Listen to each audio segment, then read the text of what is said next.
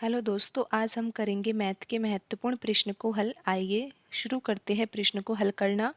प्रश्न में दिया है कि किसी वर्ग का क्षेत्रफल 69% तक बढ़ जाता है, तो बताइए उस वर्ग की भुजा कितने प्रतिशत तक बढ़ जाएगी। तो यहाँ पर प्रश्न में दिया हुआ है कि क्षेत्रफल में वृद्धि हो रही है। तो यहाँ पर हम लिख देते हैं क्षेत्रफल, यहाँ पर लिख देते हैं ओल्ड यानी कि पहले कितना क्षेत्रफल था, और यहाँ पर हम लिख रहे हैं न्यू, जिससे हमें पता चलेगा कि अब कितना क्षेत्रफल हो गया है वृद्धि के बाद। तो यहाँ पर 69% तक की वृद्धि होती है क्षेत्रफल में। तो यहाँ पर हम लिख देते हैं कि पहले क्षेत्रफल कितना था, 100 यूनिट स्क्वायर था। 69% की वृद्धि हो रही है, तो अब क्षेत्रफल कितना हो जाएगा बढ़ के 169 यूनिट स्क्वायर। तो आपको यहाँ पर पता है कि क्षेत्रफल है और वर्ग का क्षेत्रफल है, तो वर्ग का क्षेत्रफल क्या होता है, भुजा स्क्वायर के बराबर होता है। और यहाँ पर हमें प्रश्न में ज्ञात करना है कि वर्ग की भुजा कितने प्रतिशत तक बढ़ जाएगी। तो अब हमें क्या निकालना होगा, भुजा निकालनी होगी, तभी तो हम ये पता लगा पाएंगे ना कि भुजा में कितने प्रतिशत वृद्धि हुई है। तो आपको पता है कि यहाँ पर वर्ग का क्षेत्रफल 100 दिया हुआ है पुराना वाला, यानी कि पहले कितना था, 100 था, 100 यूनिट स्क्वायर था। भुजा स्क्वायर किसके बराबर है, 100 यूनिट स्क्वायर के बराबर है। तो भुजा कितनी आ जाएगी, यहाँ पर भुजा आ जाएगी यहाँ पर 10, क्योंकि आपको क्या करना होगा, भुजा निकालने के लिए 100 का वर्गमूल करना होगा।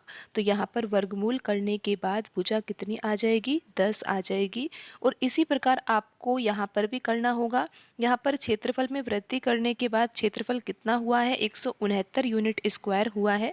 तो भुजा कितनी होगी, तो 169 का भी हमें वर्गमूल करना होगा, और यहाँ पर आ जाएगा 13, क्योंकि 169 का वर्गमूल क्या होता है, 13 होता है। क्योंकि आपको पता है 13 का वर्ग क्या होता है, 169। तो 169 का वर्गमूल 13।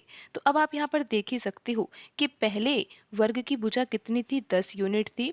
लेकिन जैसे ही क्षेत्रफल में वृद्धि की गई है, तो भुजा में भी तो वृद्धि होगी। बिल्कुल, भुजा में वृद्धि हुई है तभी तो क्षेत्रफल में वृद्धि हुई है। यहाँ पर भुजा अब कितनी है, 13 यूनिट है। तो यहाँ पर आपको वृद्धि तो दिखाई दे रही है।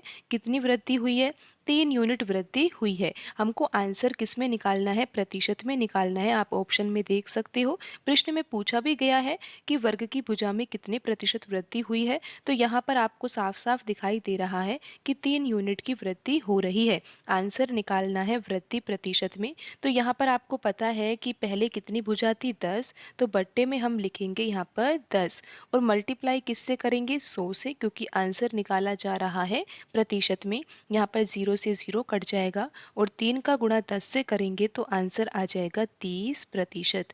तो वर्ग के क्षेत्रफल में 69% की वृद्धि होती है, तो वर्ग की भुजा में कितनी वृद्धि होती है, 30% की वृद्धि होती है। ऑप्शन सी यहाँ पर सही होगा। आज की वीडियो में इतना ही, मिलते हैं अगली वीडियो में नए सवालों के साथ। धन्यवाद।